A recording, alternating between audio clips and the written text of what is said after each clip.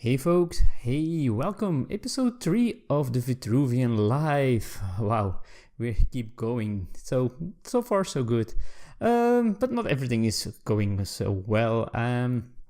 You might not have noticed, but I've been sick all week already, and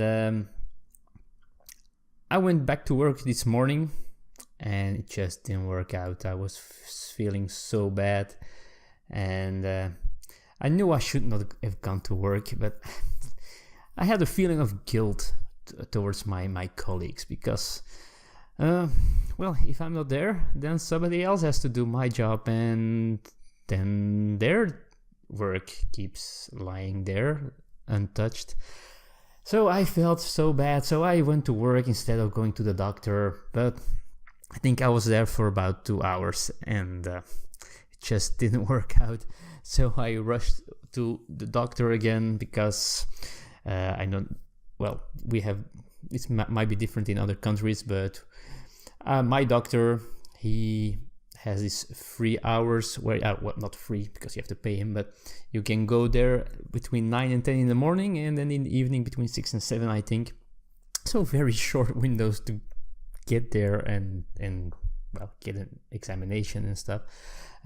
So I had to hurry because it was 9:40 when I left to my doctor. And yes, I wasn't well yet, so I wasn't cured at all yet. I have something in my throat, some inflammation, or how do you say it in English? So more medicine and more resting, drinking a lot of water, he told me.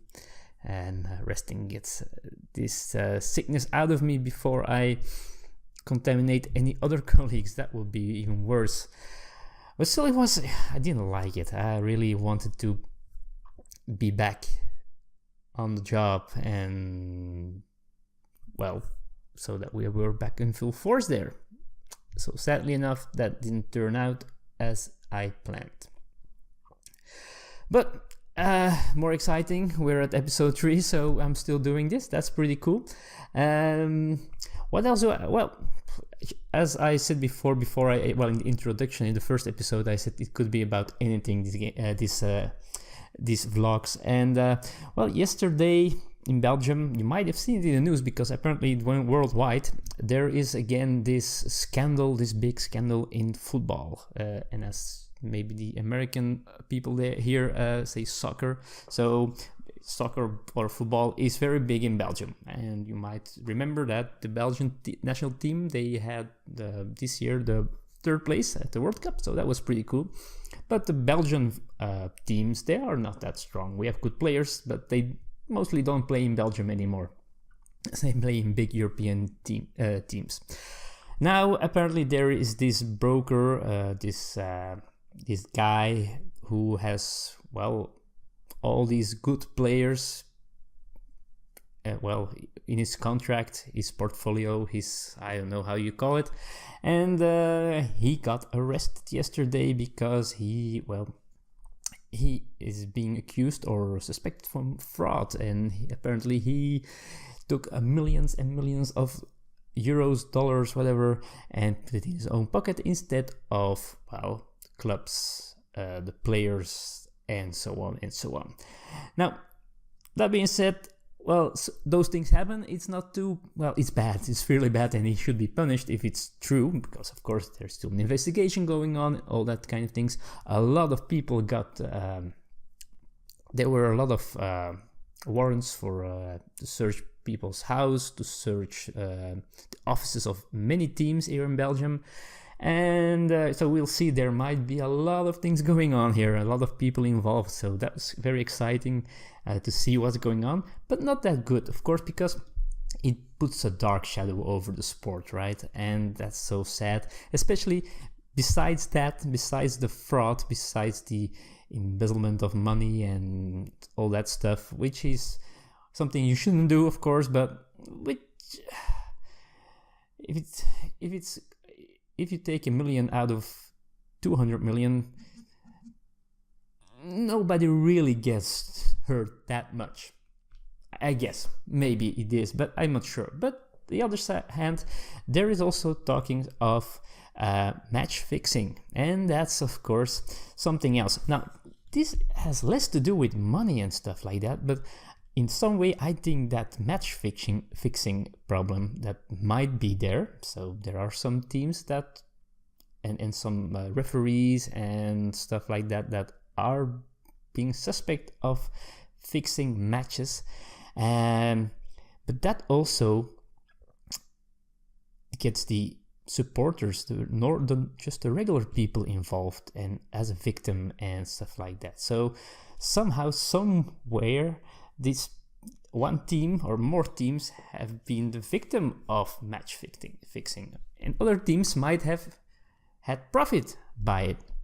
Now, I am a supporter of this team called KV Mechelen, which is it has had its good days, good years. They won a European Cup once, many years ago, but I'm still a supporter of the team, and I still follow them and support for them and stuff like that. I never go to watch their matches because it's too far away, but also they are one of the teams that might have done this. Now, of course, if I say team, it is not a complete team that does this, right? Not every player is going to say, oh sure, we're going to do something that's not allowed. Not every referee will do that. Not every man or woman from the board will do that.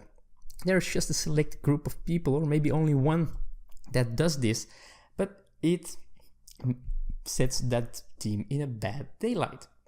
So now I'm really curious to see what's going on, especially since it's also my favorite team that might be involved. So I don't like that, but many teams and many big teams are involved in this as well here in Belgium. So it's not the first time this happens. We had something happening in 2000. I think 2005 or 7, I don't know, where this Chinese broker was also fixing matches and doing those things. And it was a big issue as well. And we're back here. So that's it. We'll see what happens. So that brings me to just to attach it a little bit to board gaming. I wonder how my viewers they stand, what their opinion is about cheating in board games, because it happens. I'm sure it happens. I once went to a tournament, my one and only tournament, board game tournament, where you had to play different games, and at the end, depending how well you did, you scored, and there was a ranking, and then you won prizes. But the winner of that tournament, a lot of people suspected him from cheating, but they never could really prove it. They noticed him doing something that wasn't allowed, and they called him out, and then he apologizes. Oh, I'm sorry, I didn't see that. But it happened a lot, and they just couldn't catch him, and that's something that. So it happens. Probably it happens. I don't know why, how much, and so on, and in what. I guess it doesn't happen that much in casual gaming, but it might, especially maybe with younger children who will still don't like losing and play to win, and maybe they just do something that's not allowed, or maybe like having to pay when you go on a spot and forget to pay. But I think maybe in those tournaments like Magic the Gathering tournaments and stuff like that, there has to be some cheating, right? I think last year I heard about this guy, very famous or very good Scrabbler person got caught cheating. So I was wondering, have you ever cheated in a board game? Have you already caught someone cheating in a board game, and how do you react? What do you do when you caught someone cheating? Let me know. That's it for today. I just want to talk about different things. So who knows what it will be tomorrow, because there will be normally there will be an episode tomorrow as well, because some things changed in Elisa's schedule. She has to work, so I'm and I'm home, of course, because I'm sick. So this is probably the most intense thing I do, filming this, and besides that, I'm laying straight on my back, resting it out, and hope to get better soon, because I want to go back to work and help my colleagues out. Thanks for being here, folks. Thanks for watching. I hope you enjoyed this Vitruvian life, and I hope to see you tomorrow. Thanks for watching, and see you. Bye-bye.